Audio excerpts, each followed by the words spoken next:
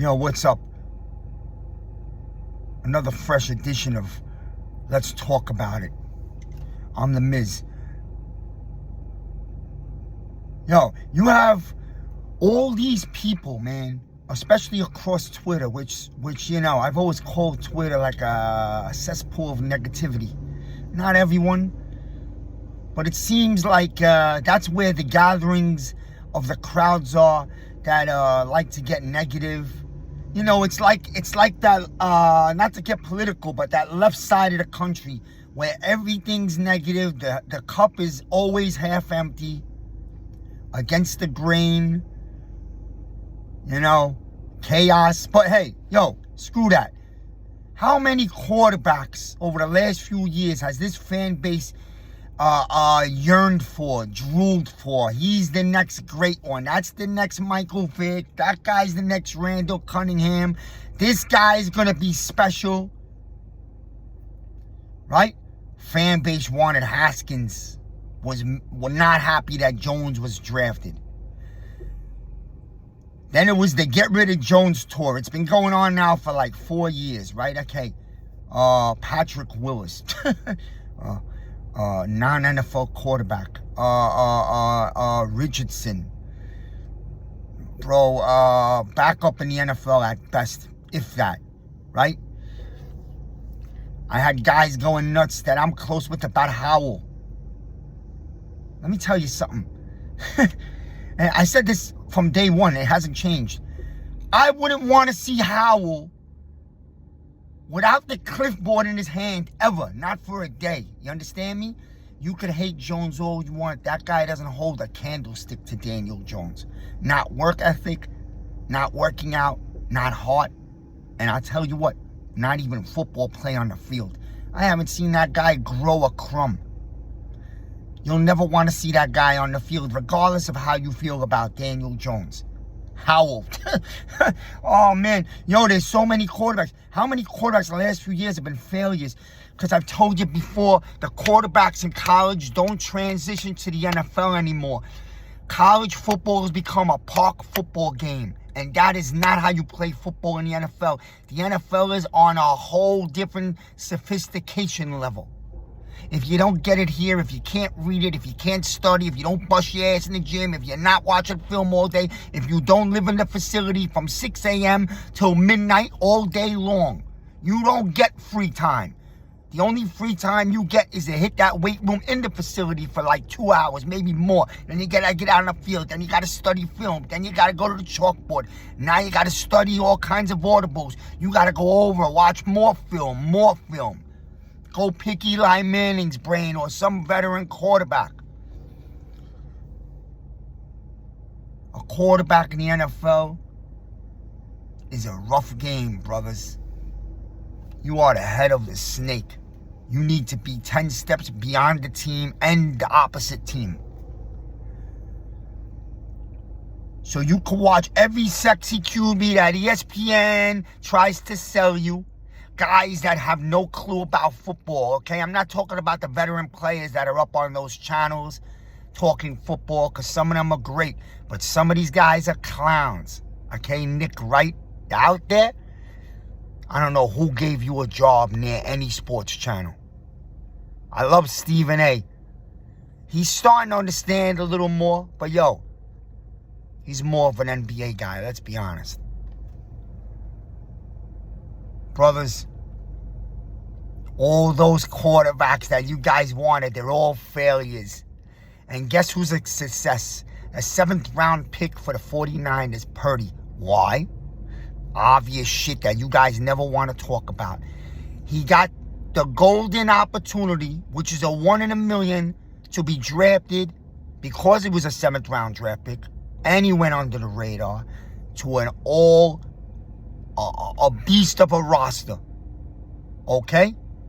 An all-universal roster football team, ready to win now. He walked on, and he's got to do nothing but make a couple of throws here and there. The guys will be wide open because the offensive line is a beast, and the running game is a beast. Play action has never failed in the NFL, not 50 years ago, and not 20 years from now. Play action football. Power running game, fake the handoff, you got wide open tight end, wide receiver. If not, you drop the ball in the bucket to McCaffrey. It's pretty fucking simple, man. And include that they got a power fullback, which not many teams in this league have anymore. Nothing's changed, man. Throwing the ball all over the lot like college football. Yeah, NFL tried to make that happen through the regular season for the fantasy fans. You know, you guys out there. But when you get to late December and January, it's all back to power, physical football in the trenches. That's when you separate the men from the boys. So, when you're looking back at all these failures and all these guys that you guys had hard-ons for,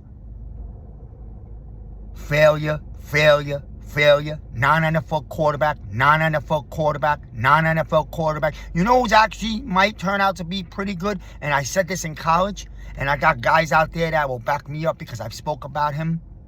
When he was in college, I liked Levis, and I think Levis will turn out to be pretty good quarterback for the Titans. You know, another Tannehill, maybe a little better.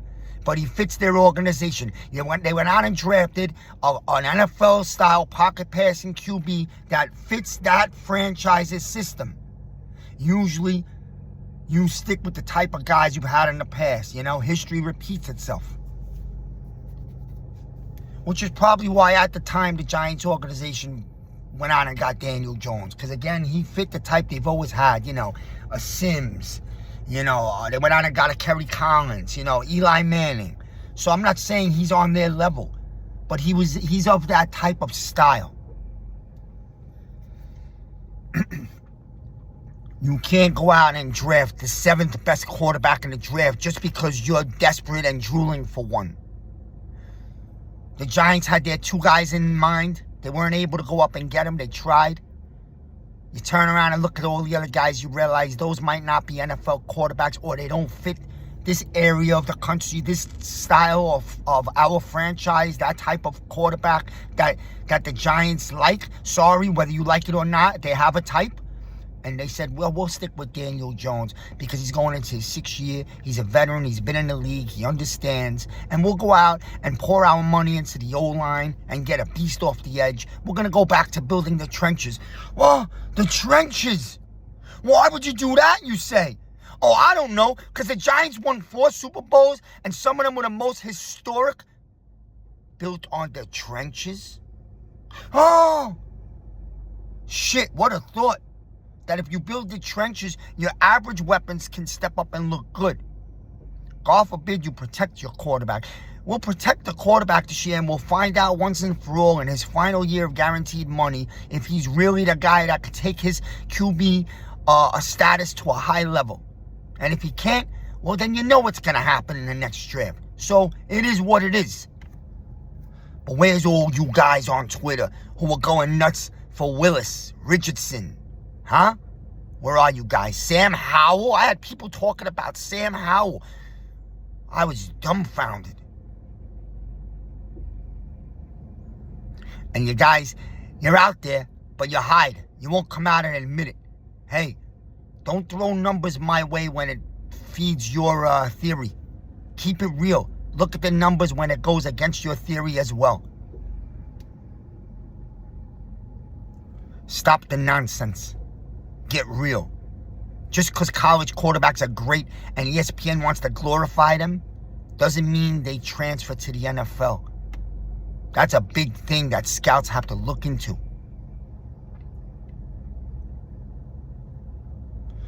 You got to keep it real, man. Like I said, I try to stay in the middle. I understand both sides of the fence. But I'm not going to allow you to poo-poo on Jones just because you hate his guts. You got to keep it real. You got to look at all the factors. Don't sit here and fucking big up Willis, okay? The guys went nuts at the time for Haskins, you know? Unfortunately, what happened with him. But before that, he wasn't looking like a quarterback in the NFL. At the same time, you shit all over Jones. And you won't acknowledge that the organization definitely failed him. I'm not telling you he's going to be the guy for the future, but I'm just keeping it real. This was a small hurry up, Miz.